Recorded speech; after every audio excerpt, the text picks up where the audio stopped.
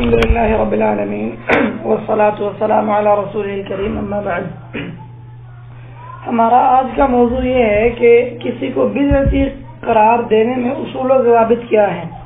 ہم نے اس کو اپنے پروگرام میں عنوان دیا ہے تبدیع کے اصول و ضوابط. تبدیع کا معنی ہے کسی کو بدعتی قرار دینا. جس طرح کسی مسلمان کو کافر قرار دینا بڑا ہی حساس معاملہ ہے، اسی طرح کسی مسلمان کو بدعتی قرار دینا بھی بڑا ہی حساس معاملہ ہے. شریعت نے جس طرح کسی کو کافر قرار دینے میں بڑی ہی احتیاط سکھلائی ہے، تو تبدیع کا معاملہ یعنی کسی کو بدعتی قرار دینے کا معاملہ بھی اسی طرح ہی ہے کہ اس میں بھی اسی طرح احتیاط برتی جائے گی اور اصول و ضوابط کا خیال رکھا جائے گا. ہمارے ہاں اصول و ضوابط تبدیع میں اصول و ضوابط کا خیال نہ رکھنے کی وجہ سے تبدیع کے متعلق بھی لوگ افراط و تفرید کا شکار ہیں. ایک گروہ وہ ہے جو تبدیع کے معاملے میں غلو کی طرف چلا گیا ہے، افراط کی طرف چلا گیا ہے، اور انہوں نے ان لوگوں کو بھی بدعتی قرار دیا ہے جو بدعتی قرار دیے جانے کے اہل نہیں تھے. حتیٰ کہ ہمارے اس دور میں تکفیریوں کی طرح ایک گروہ پیدا ہوا ہے جس کو غلاۃ التبدیع کہا جاتا ہے، یعنی کسی کو بدعتی قرار دینے میں غلو میں پڑے لوگ ہیں. ان لوگوں نے متقدمین وہ علماء کرام جن کو اللہ تعالیٰ نے اس امت میں بڑا مقام اور مرتبہ دیا ہے، جیسے امام ابن حجر، امام نووی رحمہم اللہ ہیں، ان کو تو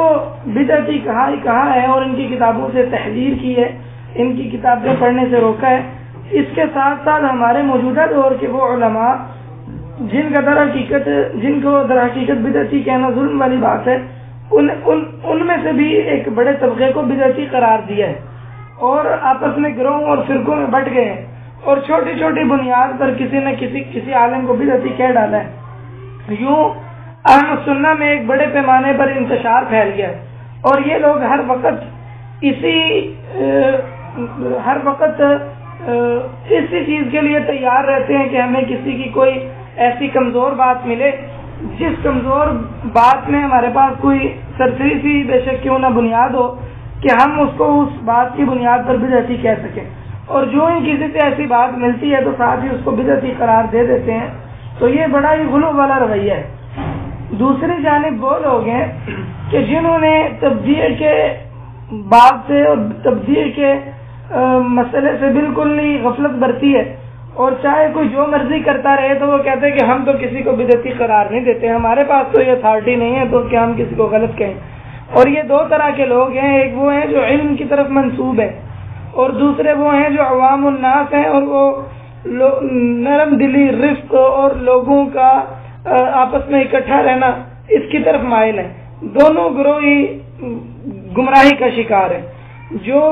علم کی طرف منسوب لوگ ایسے سوچتے ہیں کہ میں کیوں کسی کو بدعتی کہوں یا بدعتی کہنے سے فرقہ واریت پھیلتی ہے، تو در حقیقت ان لوگوں کا تعلق ان لوگوں کا یہ طریقہ کار بالکل اہل سنت والجماعہ کے منہج سے ہٹا ہوا ہے. اور جو عوام الناس ہیں یہ لوگ بھی گمراہی کا شکار ہیں جو ایسا سوچنے والے ہیں کہ میں کسی کو غلط کیوں نہ کہوں. کسی کو غلط نہ کہنے والا، کسی کو بدعتی قرار نہ دینے والا مسلک اور موقف بالکل کمزور اور غلط ہے. یہ اس لیے کہ یہ اپنا توڑ خود ہی کر دیتا ہے، اس لیے کہ جو یہ کہتا ہے کہ میں کسی کو غلط نہیں کہتا، اس کو ہم کہیں گے کہ تم بتاؤ تمہاری بات کو غلط کہا جا سکتا ہے یا نہیں کہا جا سکتا. اگر وہ کہے کہ میری بات کو غلط کہا جا سکتا ہے تو اس کا قاعدہ قانون ٹوٹ گیا، اور اگر وہ کہے کہ میری بات کو غلط نہیں کہا جا سکتا تو بھی اس کی بات کا قاعدہ قانون ٹوٹ گیا، کیونکہ اس کی بات میں یہ ہے کہ میں کسی کو غلط نہیں کہتا یا کوئی غلط نہیں ہو سکتا. تو یہ کیسے ہو سکتا ہے کہ دو چیزیں جو بالکل ایک دوسرے کی متضاد ہے وہ دونوں ہی صحیح ہوں؟ مثلا ایک کہے کہ اللہ تعالیٰ موجود ہے، دوسرا کہے موجود نہیں. ایک کہے قبر والے سے دعا کی جا سکتی، دوسرا کہے نہیں. تو یہ کیسے ہو سکتا ہے کہ دو متضاد چیزیں وہ دونوں ہی درست ہوں؟ ایک بندہ ایک ہی وقت میں مرا بھی ہوا ہے، ایک ہی وقت میں بیدار بھی ہے، ایسا تو نہیں ہو سکتا. یوں بھی یہ قرآن و سنت کی نصوص کے خلاف ہے. قرآن و سنت کی نصوص اس پر دلالت کرتی ہیں کہ بدعت کا وجود بھی ہے، بدعتیوں کا وجود بھی ہے اور بدعتیوں سے تحذیر بھی کی جائے گی. اور کسی کو اگر بات واضح ہو جائے کہ اس نے واقعی بدعت والی بات کی ہے تو کسی کو بدعتی بھی قرار دیا جا سکتا ہے. تو بہرحال ہمارے ہاں تبدیع کے معاملے میں کسی کو بدعتی قرار دینے میں بھی لوگ افراط و تفرید کا شکار ہیں. اس لیے لازم ہوا کہ تبدیع کے مسائل بھی ضرور پڑھے اور سمجھے جائیں. تو اس سے متعلق ہم انشاءاللہ کچھ ضوابط ذکر کریں گے، جیسے ہم نے تکفیر کے معاملے میں تکفیر کے مسئلے میں ذکر کیے تھے. سب سے پہلی بات جو ہم ذکر کریں گے وہ یہ کہ تبدیع میں عامی آدمی نہ پڑے. شیخ صالح الفوزان رحمہ اللہ جو سعودیہ حافظہ اللہ جو کہ سعودیہ کے اہل السنہ والجماعہ کے کبار علماء میں سے ہیں، فرماتے ہیں کہ مبتدی طلبۃ العلم کے لیے ممکن نہیں ہے کہ وہ اس میں مشغول ہوں کہ کون کس پر رد کیا جائے گا اور کون بدعتی ہے اور کس سے تحذیر کی جائے گی. تو جب ابتدائی طلبہ کے لیے یہ بات مناسب نہیں ہے تو عامی آدمی کے لیے تو اس سے بھی بڑھ کر یہ مناسب نہیں ہے کہ عامی آدمی اس میں مشغول ہو اور تبدیع کے کسی کو بدعتی قرار دینے کے جو پیچیدہ مسائل ہیں ان میں اپنا وقت لگائے. اور اسی طرح خواتین ہیں کہ خواتین کے لائق نہیں ہے کہ وہ ایسی پیچیدگیوں میں پڑھیں. ہاں عوام الناس کو، مبتدی طلبۃ العلم کو یہ چاہیے کہ وہ ان چیزوں پر غور کریں جو ان کے لیے مفید ہے. قرآن و سنت کے علم کو پڑھیں، دین کی مبادیات سیکھیں، اساسیات سیکھیں، ارکان ایمان سیکھیں، ارکان اسلام سیکھیں، اپنے اخلاق کی اصلاح کریں، جو مجمع علیہ حرام چیزیں ہیں ان کے بارے میں واقفیت حاصل کریں، اور دیگر جو ایسی مفید چیزیں ان کو پڑھیں سمجھیں. جب وہ اس اسٹیج سے گزر کر آگے آ جائیں تو پھر کوئی حرج کی بات نہیں ہے وہ ان مسائل میں پڑھیں. جب تک وہ اس اسٹیج تک نہیں پہنچتے تو ان کو یہ زیب نہیں دیتا کہ وہ تبدیع کے مسائل میں پڑھتے رہیں اور اپنا وقت ضائع کریں، یا عام کام کی بجائے ایسے کام میں مشغول ہو جائیں جو ان کے لیے ابھی اہم نہیں تھا. اگلی بات، اگلا قاعدہ قانون ہم اس طرف آتے ہیں کہ جس شخص نے کسی کو بدعتی قرار دینا ہے اس کی شروط کیا ہونی چاہیے. کس بندے کے پاس اتھارٹی ہے کہ وہ کسی کو بدعتی قرار دے؟ جس بندے نے کسی کو بدعتی قرار دینا ہے اس کے لیے چند شروط ہیں، جیسا کہ شیخ رسلان حافظہ اللہ نے ذکر کیا ہے اپنے لیکچر ضوابط التبدیع میں. فرماتے ہیں کہ پہلی شرط یہ ہے کہ جو بندہ کسی کو بدعتی قرار دینے والا ہو وہ صاحب علم ہو، پرہیزگار ہو، اور جس چیز میں وہ کسی کو بدعتی قرار دینا چاہتا ہے اس میں وہ اچھی طرح تثبت کرنے والا ہو، چھان پھٹک کرنے والا ہو، تحقیق کرنے والا ہو. دوسری شرط یہ ہے کہ اسے بدعات کی پہچان بھی ہو، اسے پتا ہو کہ کون سی چیز بدعت ہے اور کون سی نہیں. یہ نہ ہو کہ وہ کسی ایسی چیز کی بنیاد پر کسی کو بدعتی قرار دے رہا ہو جو اصل میں بدعت والی بات ہے ہی نہیں. تیسری بات یہ کہ الفاظ کے مدلولات کا اسے پتا ہو کہ فلانے لفظ کا معنی کیا ہوتا ہے. یہ نہ ہو کہ کسی علاقے میں کوئی لفظ بول کر کچھ مراد لیا جاتا ہے اور اس کے علاقے میں کوئی اور بات مراد لی جاتی ہے تو یہ اپنے علاقے پر قیاس کرتے ہوئے دوسرے کی بات کو سمجھے اور پھر اسے بدعتی قرار دے دے. ایسا معاملہ نہ ہو. نمبر 4 یہ کہ تعصب سے پاک ہو. یہ نہ ہو کہ اپنی کسی رشتہ داری میں مسئلے کی وجہ سے، تعلق کی خرابی کی وجہ سے یا مسلکی تنافر کی وجہ سے کسی شخص کو یا موقف کے اختلاف کی وجہ سے کسی شخص کو بدعتی قرار دے دے. یہ معاملہ نہیں ہونا چاہیے، بلکہ تعصب سے پاک، انصاف اور عدل کرنے والا شخص ہو. تو یہ 4 بنیادی شروط ہیں اس شخص کے لیے جو کسی کو بدعتی قرار دینا چاہے. اگلا قاعدہ قانون یہ ہے جس کی طرف ہم آئیں گے وہ یہ کہ تبدیع میں جب ہم کسی کو بدعتی قرار دیتے ہیں تو در حقیقت یہ جو بدعت ہے یہ سنت کے مقابلے میں ہوتی ہے. تو جب تک کوئی شخص سنت کو نہیں پہچانتا تو وہ بدعت کسی کو بدعتی کیسے قرار دے سکتا ہے. آپ اس قاعدے کا عنوان یوں دے سکتے ہیں کہ سنت کے فہم میں غلطی یہ تبدیع میں غلطی تک پہنچا دیتی ہے. اس قاعدے کا نام یوں دے دیں آپ کہ سنت کے فہم میں غلطی وہ کسی کو بدعتی قرار دینے میں غلط تک پہنچا دیتی ہے. اس لیے کہ ہم اگر کسی کام کو سمجھتے رہے کہ وہ سنت نہیں ہے اور وہ سنت ہو اور ہم اس میں مخالفت پر کسی کو بدعتی قرار دے دیں تو یہ ہماری غلطی ہوگی. در حقیقت سنت تو تھی وہ جس پر وہ خود تھا. یہ اسی طرح جیسے اشاعرہ یا ماتریدیہ اہل السنہ والجماعہ کو بدعتی کہیں تو در حقیقت ان کو خود سنت کی پہچان ہی نہیں ہے تو وہ کیسے کسی کو بدعتی کہہ سکتے ہیں جب خود ان کے ہاں جو سنت کا مفہوم ہے وہی واضح نہیں ہے، بلکہ جس کو وہ سنت سمجھ رہے ہیں ان کا اس کو سنت سمجھنا ہے ہی غلط. تو بہت بڑی غلطی اس طرح ہو جاتی ہے. جب تک بندے کو سنت کی سمجھ نہ ہو تب تک آدمی کسی دوسرے کو درست طور پر بدعتی قرار بھی نہیں دے سکتا. لازمی ہے کہ آدمی اس کو بھی سمجھے کہ سنت کیا ہے، اور پھر اس کے بعد اس میں مخالفت کرنے والے کو اصول و ضوابط کا دھیان رکھتے ہوئے بدعتی قرار دے۔ امام ابن تیمیہ رحمہ اللہ فرماتے ہیں کتنے لوگ ایسے ہیں متاخرین میں سے جو سلف کے کلام کی حقیقت کو اور سلف کے ائمہ کے کلام کی حقیقت کو نہیں جانتے، تو بعض لوگ ان کی تعظیم کرتے ہیں اور کہتے ہیں جی فلانا تو سلف کی پیروی کرنے والا ہے، جبکہ وہ سلف کی مخالفت کر رہا ہوتا ہے لیکن اس کو پہچان نہیں ہوتی۔ تو یہ اس لیے کہ اس کو سنت کا ہی نہیں پتا ہوتا، اپنی طرف سے وہ یہی سمجھ رہا ہوتا ہے کہ میں اسی عقیدے پر ہوں جو سلف کا عقیدہ ہے، لیکن وہ سلف کے عقیدے پر ہی نہیں ہے، تو لوگوں کو بھی غلط قرار دے رہا ہوتا ہے اور سنت کے مخالفت اور سلف کے مخالف قرار دے رہا ہوتا ہے، حالانکہ وہ خود سنت کی اور سلف کی مخالفت کر رہا ہوتا ہے۔ تو ضروری ہے کہ اگر کسی شخص نے کسی کو بدعتی قرار دینا ہے تو وہ سنت میں جو علماء کا اختلاف ہے اہل السنہ والجماعہ کا، اگر یا جو ان کی اجماعی چیزیں ہیں یا جو اہل السنہ والجماعہ کا عقیدہ ہے اس کو تفصیلی طور پر جانتا ہو، یا جس مسئلے میں وہ کسی کو بدعتی قرار دے رہے اس سے متعلق جو اہل سنت کے عقائد ہیں اس کے بخوبی اسے ادراک ہو، پیچیدگیوں کا پتہ ہو، ظاہر اور خفی مسائل کو جانتا ہو۔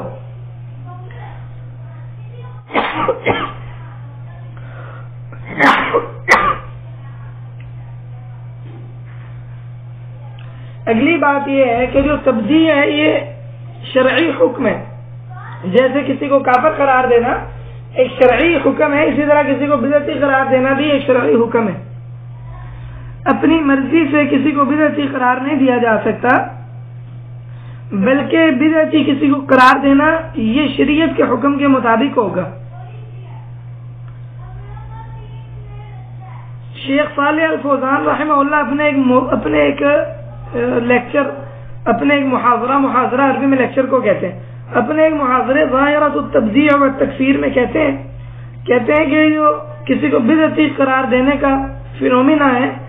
یہ بعض جاہل لوگوں کی زبانوں پر رائج پا گیا، یہ بعض مبتدی طالب علموں کے ہاں۔ کہتے ہیں یہ لوگ سیکھنے سے پہلے لوگوں کے متعلق بات کرنا شروع کر دیتے ہیں، انہیں چاہیے کہ اللہ تعالیٰ سے ڈریں، کیونکہ بغیر علم کے ان امور میں بات کرنا یہ بہت بڑا شر کا دروازہ ہے، یہ بہت بڑا شر ہے، اور یہ بغیر علم کے اللہ تعالیٰ کے متعلق بات کرنے میں سے۔ اور پھر یہ آیت ذکر کرتے ہیں قُلْ إِنَّمَا حَرَّمَ رَبِّي الْفَوَاحِشَ مَا ظَهَرَ مِنْهَا وَمَا بَطَنَ۔ امام ابن تیمیہ رحمہ اللہ فرماتے ہیں کہ جو بندہ کسی دوسرے پر بغیر علم کے رد کرتا ہے اور بغیر حجت کے علماء کے اقوال کا رد کرتا ہے، اور جو مجتہد یا مقلد ہے اس کی ایسے ہی مذمت کرتا رہتا ہے یعنی بغیر دلیل کے، تو ایسا شخص اس بات کا مستحق ہے کہ اسے ڈانٹا جائے اور اسے تعزیر لگائی جائے۔ تو سلف کے اقوال اہل علم کے اقوال اس پر دلالت کرتے ہیں کہ شرعی حکم تبدیع اگر کسی کو بدعتی قرار اگر شرعی اصول و ضوابط کے مطابق کسی کو شرعی اصول و ضوابط کا خیال رکھے بغیر بدعتی قرار دیا جائے تو اس میں بہت بڑا شر ہے، اور یہ کہ یہ آدمی کے پاس اختیار نہیں ہے بلکہ یہ اختیار شریعت کے پاس ہے۔ شریعت بتاتی ہے کہ کس کو بدعتی قرار دینا ہے، کس کو بدعتی قرار نہیں دینا۔ اگلا ضابطہ قاعدہ قانون یہ ہے کہ جس بندے کا ایک بار ثابت ہو گیا کہ یہ سنی ہے اہل السنہ والجماعہ میں سے، تو بغیر یقین کے اسے اہل السنہ والجماعہ میں سے خارج نہیں کیا جائے گا، بلکہ دیکھا جائے گا کہ کیا جہاں اس نے اختلاف کیا اہل السنہ والجماعہ سے تو کیا ہمیں یہ یقین ہے کہ یہاں شروط و ضوابط پورے ہو چکے ہیں؟ اگر شروط و ضوابط پورے نہیں ہوئے یا ہمیں اس کی بات پر پوری طرح ادراک نہیں ہے، ہمیں وہ بات کچی پکی پہنچی ہے، تو اس کو سنت سے خارج کرنا، اہل السنہ والجماعہ سے خارج کرنا یہ درست نہیں ہے۔ اہل علم کا کلام بھی اسی پر دلالت کرتا ہے۔ امام ابن تیمیہ رحمہ اللہ فرماتے ہیں کہ وہ بدعت جس کی بنا پر آدمی کو اہل الاحوا میں شمار کیا جاتا ہے، یہ وہ بدعت ہے جس کی کا قرآن و سنت کے مخالف ہونا اہل علم کے ہاں واضح اور مشہور ہے۔ تو بعض اوقات آدمی پیچیدہ کسی مسئلے میں اہل السنہ والجماعہ کی مخالفت کرتا ہے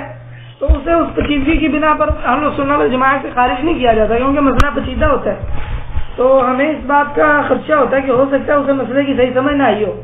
تو بغیر کسی یقین کے ہم اس کو اہل السنہ والجماعہ سے کیسے خارج کر سکتے ہیں؟ اس کی قطعاً گنجائش نہیں ہے۔ اگلا قاعدہ یہ ہے کہ جس طرح تکفیر مطلق اور تکفیر معین میں فرق تھا، اسی طرح تبدیع مطلق اور تبدیع معین میں بھی فرق ہے۔ ایک ہے کہ ہم کہیں کہ کوئی کام بدعتی ہے اور کوئی کام بدعت ہے، یا کوئی بات یا کوئی موقف بدعتی موقف ہے، اور ایک یہ ہے کہ ہم کہیں کہ فلانا بندہ بدعتی ہے۔ دونوں باتوں میں فرق ہے۔ کسی کو بدعتی قرار دینے کی شرائط الگ ہیں اور ان میں زیادہ احتیاط برتی جاتی ہے، بخلاف کسی کام کا بدعت ہونا اور کسی کام کا بدعت ہونا یہ جاننا آسان ہے۔ ہاں، اس کا حکم کسی پر چسپاں کرنا، لاگو کرنا یہ مشکل کام ہے، یہ کام بڑے علماء کا ہے، عام آدمی کا کام یہ نہیں۔ جو بندہ ان دونوں میں فرق نہیں کرتا وہ بڑی گمراہی کا شکار ہو جاتا ہے۔ لازمی بات یہ ہے کہ کسی کو بدعتی قرار دینے کے لیے، تبدیع معین کرنے کے لیے خوب غور و فکر کیا جائے اور شروط و ضوابط کا خیال رکھا جائے، وگرنہ معاملہ علماء کی طرف لوٹا دیا جائے کہ علماء بہتر جانتے ہیں کہ فلانا شخص بدعتی ہے یا نہیں۔ اس لیے کہ کسی شخص کو بدعتی قرار دینے کے لیے ضروری ہے کہ شروط مکمل ہوں اور جو موانع ہیں وہ ختم ہو جائے۔ تو کسی کو بدعتی قرار دینے کے لیے شروط کیا کیا ہیں؟ نمبر 1 یہ کہ جس بندے نے بدعتی بات کی ہے وہ علم بھی رکھتا ہو۔ اگر وہ جاہل ہے تو اس کو جہالت کا عذر دیا جائے گا۔ جاہل شخص پر جہالت کی وجہ سے بدعت کا حکم نہیں لگایا جائے گا۔ شیخ صالح الفوزان رحمہ اللہ فرماتے ہیں وَإِذَا فَعَلَ الشَّيْءَ الْمُخَالِفَ جَاهِلًا فَإِنَّهُ يُعَذَّرُ بِجَهْلِهِ وَلَا يُحْكَمُ عَلَيْهِ بِأَنَّهُ مُبْتَدِعٌ لَكِنْ عَمَلُهُ يُعْتَبَرُ بِدْعَةً، کہ اگر کوئی شخص وہ ایسا کام کرے جو سنت کے مخالف تھا لیکن وہ جاہل تھا کرنے والا، تو اسے اس کی جہالت کا عذر دیا جائے گا اور اس کے بارے میں یہ فیصلہ نہیں کیا جائے گا یہ بدعت ہے، لیکن اس کے عمل کے بارے میں یہی کہا جائے گا کہ وہ بدعت والا کام ہے۔ اسی طرح امام ابن تیمیہ رحمہ اللہ فرماتے ہیں وَكَثِيرٌ مِّن مُجْتَهِدِ السَّلَفِ وَالْخَلَفِ قَدْ قَالُوا وَفَعَلُوا إِمَّا هُوَ بِدْعَةٌ قد قالوا وفعلوا ما هو بدعة ولم يعلموا انه بدعة، کہ سلف اور خلف میں سے کتنے لوگ ایسے ہیں، مجتہد قسم کے لوگ ایسے ہیں جنہوں نے ایسی بات کہی جو بدعت تھی لیکن انہیں پتہ نہیں تھا کہ یہ بدعت ہے۔ اما لأحادیث ضعیفۃ ظنوها صحیحۃ، یا تو کوئی ضعیف حدیث تھی وہ سمجھتے رہے کہ یہ صحیح ہے، وَإِمَّا لِآيَاتٍ فَهِمُوا مِنْهَا مَا لَمْ يُرَدْ مِنْهَا، یا کچھ ایسی آیات تھیں جس سے وہ کچھ سمجھتے رہے جو ان آیات کی مراد نہیں تھی، وَإِمَّا لِرَأْيٍ رَأَوْهُ فِي الْمَسْأَلَةِ، یا انہوں نے کوئی مسئلے میں کوئی رائے سمجھی جو در حقیقت رائے تھی نہیں، یا فرماتے مسئلے میں کچھ نصوص تھی جو انہیں پہنچی نہیں ہے، تو فرماتے ہیں حقیقت یہ کہ جب آدمی اپنے اللہ تعالیٰ سے ڈرنے والا ہو اور سنت کی اتباع کرنے والا ہو تو ایسے شخص کو بدعتی ایسا شخص اللہ تعالیٰ کے اس فرمان میں داخل ہے ربنا لا تؤاخذنا ان نسينا او اخطانا ربنا ولا تحمل علينا اصرا كما حملته على الذين من قبلنا، یعنی ایسے شخص کی غلطی معاف ہے، ایسے شخص پر بدعت کا حکم نہیں لگایا جائے گا۔ تو اہل السنہ والجماعہ کے ہاں تبدیع کی ایک شرط یہ ہے کہ جو شخص بدعتی بات کرنے والا ہے وہ علم رکھتا ہو، اگر وہ جاہل ہو تو اس کی تبدیع نہیں کی جاتی، اسے بدعتی قرار نہیں دیا جاتا، بشرطے کہ اس کا جہل ایسا نہ ہو جو اعراض والی جہالت ہو کہ جان بوجھ کر وہ جاہل کا جاہل بنا ہوا ہے۔ نمبر 2 یہ کہ وہ جو بات یا جو موقف تھا اس کو اس نے بالقصد اختیار کیا ہو، ایسا نہ ہو کہ وہ بغیر ارادے اور قصد کے اس سے سرزد ہو جائے۔ اگلی بات یہ ہے کہ وہ اس بات میں تعویل بھی کرنے والا نہ ہو۔ اگر تعویل کا معنی یہ ہے کہ وہ اس لیول کا شخص ہو جس کو اجتہاد کی گنجائش دی جاتی ہے، اگر وہ کسی مسئلے میں اجتہاد کر لے تو وہ اس کی اجتہادی خطا ہے، جیسا کہ میں نے ابھی ابن تیمیہ رحمہ اللہ کا قول نقل کیا ہے۔ امام ذہبی سیر اعلام النبلاء میں فرماتے ہیں وَلَوْ أَنَّ كُلَّ مَنْ أَخْطَأَ فِي اجْتِهَادِهِ مَعَ صِحَّةِ إِيمَانِهِ وَتَوَقِّيهِ لِاتِّبَاعِ الْحَقِّ أَهْدَرْنَاهُ وَبَدَّعْنَاهُ لَقَلَّ مَنْ يَسْلَمُ مِنَ الْأَئِمَّةِ، کہ ہر وہ بندہ جو اپنے اجتہاد میں غلطی کرے حالانکہ اس کا ایمان صحیح ہے اور وہ حق کی اتباع کی کوشش کرتا ہے، اس کے باوجود ہم اسے ساقط کر دیں، ضائع کر دیں اور اسے بدعتی قرار دے دیں تو ائمہ میں سے کم نہیں کوئی محفوظ رہے گا۔ تو جو مجتہد شخص ہے اس کے اجتہاد کی اسے گنجائش دی جاتی ہے اور اسے بدعتی قرار نہیں دیا جاتا۔ اس کی مثال یہ ہے کہ امام ابن خزیمہ رحمہ اللہ نے یہ جو حدیث ہے کہ نبی علیہ الصلوۃ والسلام نے فرمایا ان اللہ خلق آدم علی صورتی، یہاں صورت کی تعویل کی ہے، لیکن اس تعویل کے باوجود ائمہ نے امام ابن خزیمہ کو بدعتی قرار نہیں دیا، اس لیے کہ امام ابن خزیمہ رحمہ اللہ کا معاملہ وہ دیگر بدعتیوں کی طرح نہیں ہے، نہ ہی ان کا اہل بدعت والا منہج ہے۔ یہ بات یہاں یاد رکھ لینی چاہیے کہ جس بات سے آدمی بدعتی قرار دیا جاتا ہے نا، وہ دو طرح کی باتیں، یا تو وہ اہل السنہ کے عقیدے میں کلی مخالفت کرتا ہے، جیسے خوارج کی بدعت ہے یا رافضیوں کی عقیدے بدعت ہے، یا دوسرے لفظوں میں یوں کہہ لیں کہ وہ کلی بدعت کا شکار ہوتا ہے۔ کلی بدعت کیا ہے؟ کلی بدعت کا مرتکب ہوتا ہے۔ کلی بدعت کیا ہے؟ یہ میں آپ کو پچھلے لیکچر میں بتا چکا ہوں۔ دوسرا یہ کہ وہ جزوی بدعت میں اہل السنہ والجماعہ کی مخالفت کرتا ہے، جزوی بدعت اختیار کرتا ہے، اس کا ارتکاب کرتا ہے، لیکن شرط یہ ہے کہ وہ اس میں مجتہد نہ ہو اور اس میں جاہل نہ ہو، اور اس کی بنا پر وہ ولا اور برا نہ اختیار کرنا شروع کر دے۔ جو کلی بدعت ہے نا، اس میں تعویل کا فائدہ نہیں دیا جاتا، تعویل کی رخصت نہیں دی جاتی، جبکہ جو جزوی بدعت ہے اس میں تعویل اگر کوئی کرے اور وہ مجتہد ہو تو اسے اس کی چھوٹ دی جاتی ہے، اسے بدعتی قرار نہیں دیا جاتا۔ ہاں یہ لازمی ہے کہ وہ اس کی بنا پر ولا اور برا نہ شروع کر دے، یہ نہ ہو کہ اپنی تعویل پر کوئی فرقہ کھڑا کر لے اور کہے کہ جو میں نے کہا بس وہی برات کیا، باقی سب غلط ہے۔ یہ والا معاملہ نہ ہو، وگرنہ اس کا یہ طرز عمل بذات خود بدعت بن جائے گا، اس سے وہ اجتناب کرنے والا ہو۔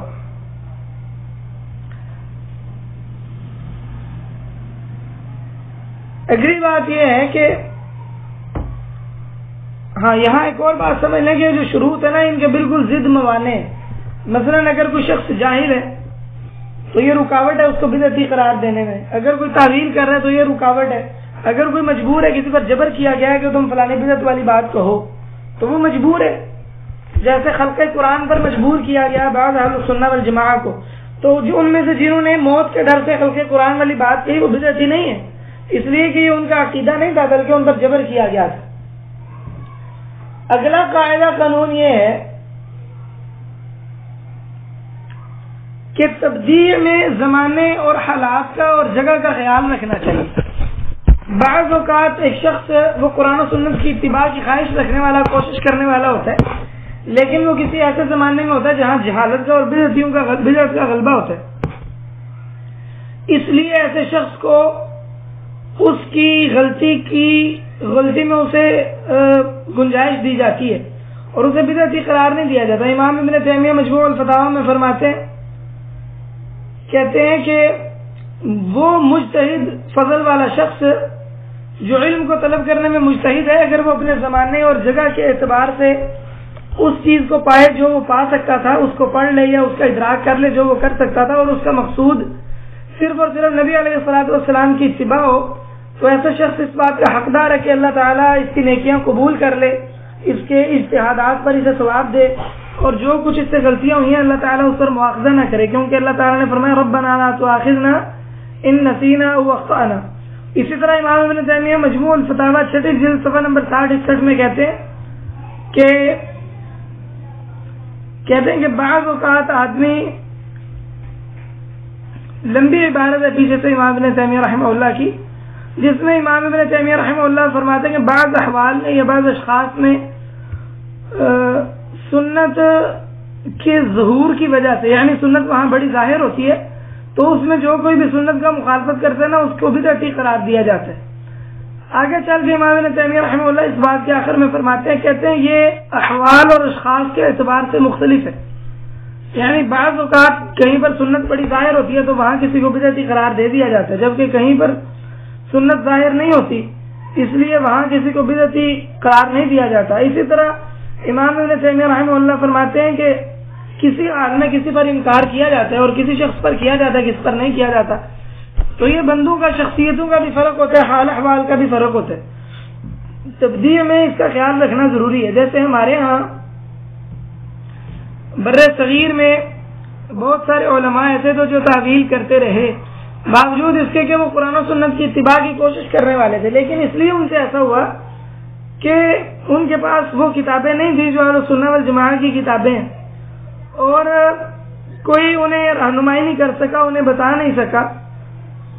تو حالانکہ ان کا منہج قرآن و سنت کی اتباع ہی تھا، جیسے امام نووی اور امام ابن حجر رحمہ اللہ ہے، تو ایسے ہمارے جو بر صغیر کے علماء ہیں ان کو بدعتی قرار نہیں دیا جائے گا، بلکہ ان سے جو اس قسم کی چیزیں صادر ہوئیں،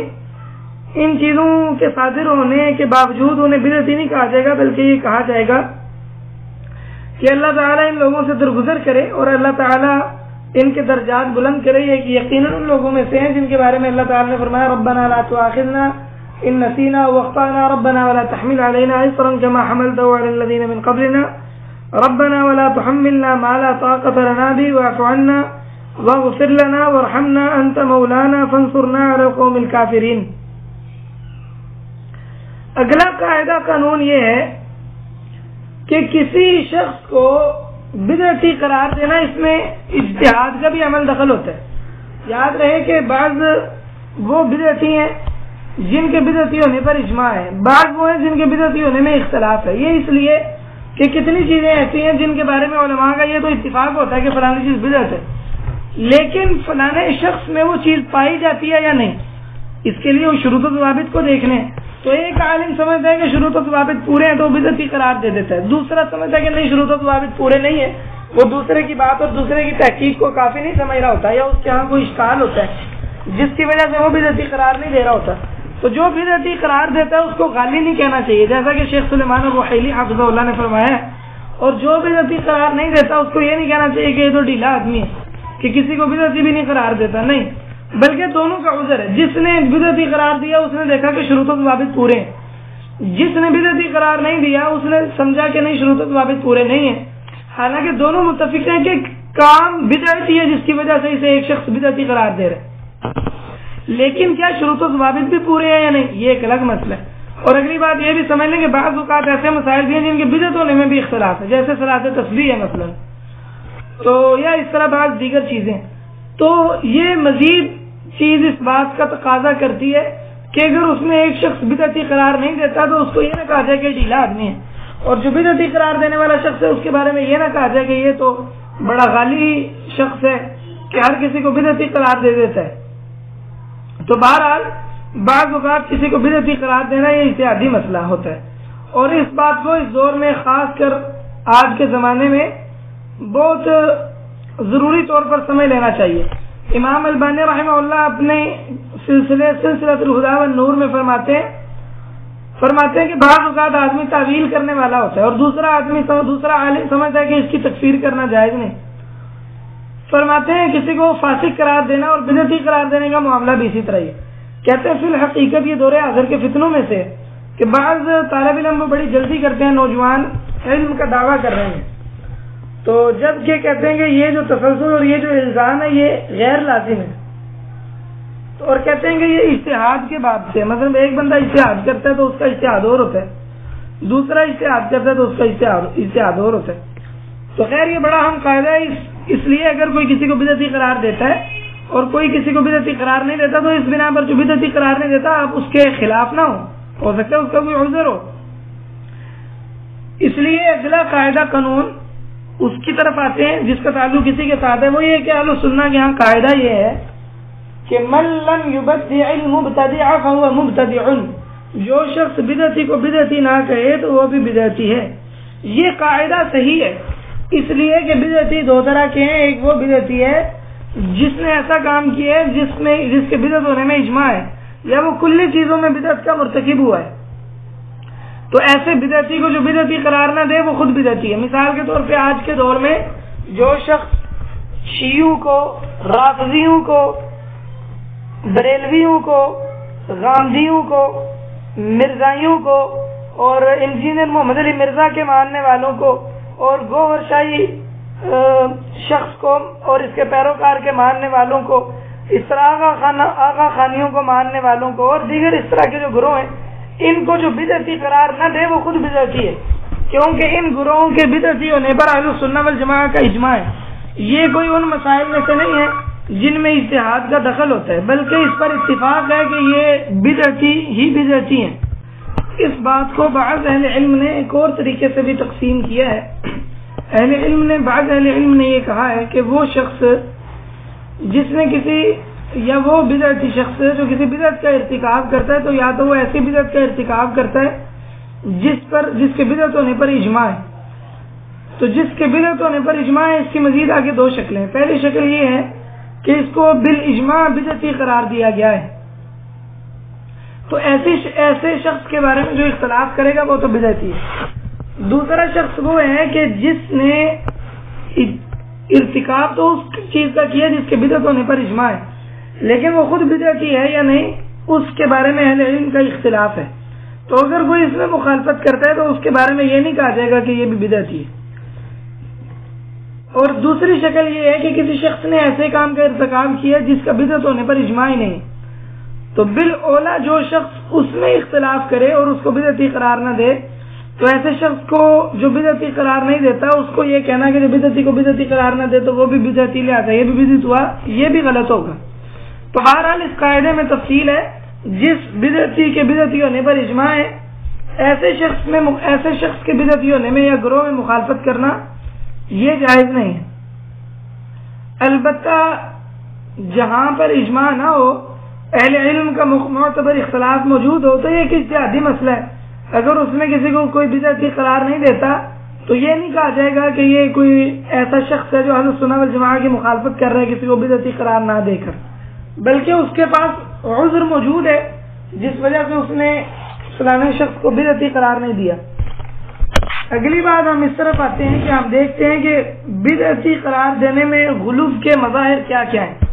یعنی کیا شکلیں ہیں ہمارے معاشرے میں جس سے ہمیں نظر آتا ہے کہ ہمارے ہاں کسی کو بدعتی قرار دینے میں غلو موجود ہے. نمبر ایک یہ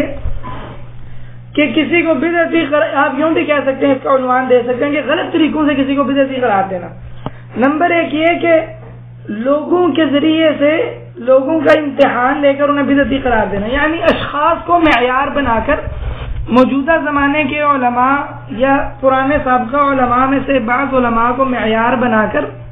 تو کسی کو بدعتی قرار دینا. مثال کے طور پہ یزید کو معیار بنا کر بدعتی قرار دینا کہ جو یزید کی تعریف کرے گا وہ بدعتی نہیں ہے اور جو تعریف کرے گا وہ بدعتی ہے, یا جو اس کی تعریف نہیں کرے گا وہ بدعتی ہے اور تعریف کرنے والا بدعتی نہیں ہے, یا اس قسم کی کوئی بھی اپنی خواہش کے مطابق اس کے ساتھ کوئی تعلق اور نسبت جوڑ کر تو اس پر لوگوں کی آزمائش شروع کر دے. ہاں یاد رہے کہ اہل سنت والجماعہ کے کچھ علماء متفق علیہ ہیں, ان کے ذریعے سے ضرور آزمائش کی جا سکتی ہے, جیسے امام بخاری ہیں, امام احمد ہیں, امام ابو زرع رازی ہیں,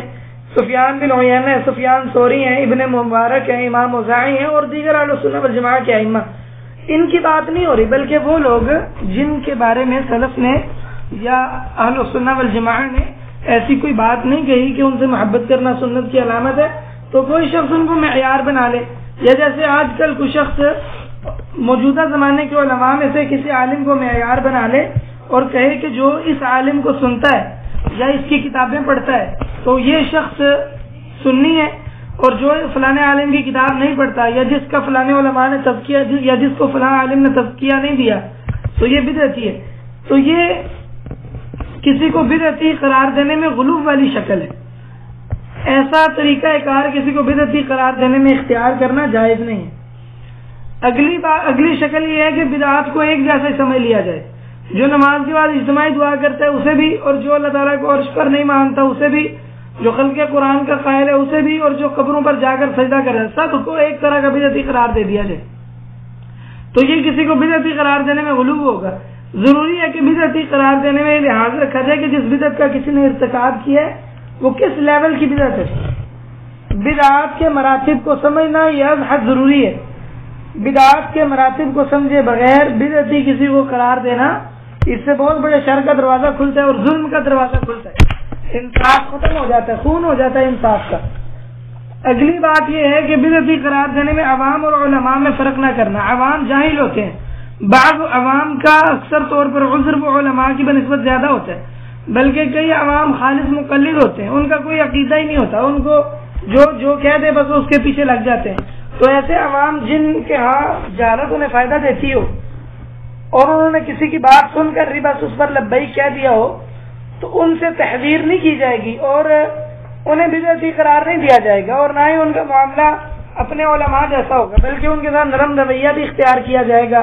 اور انہیں بدعتی بھی نہیں کہا جائے گا، بلکہ انہیں سمجھایا جائے گا اور انہیں سنت کی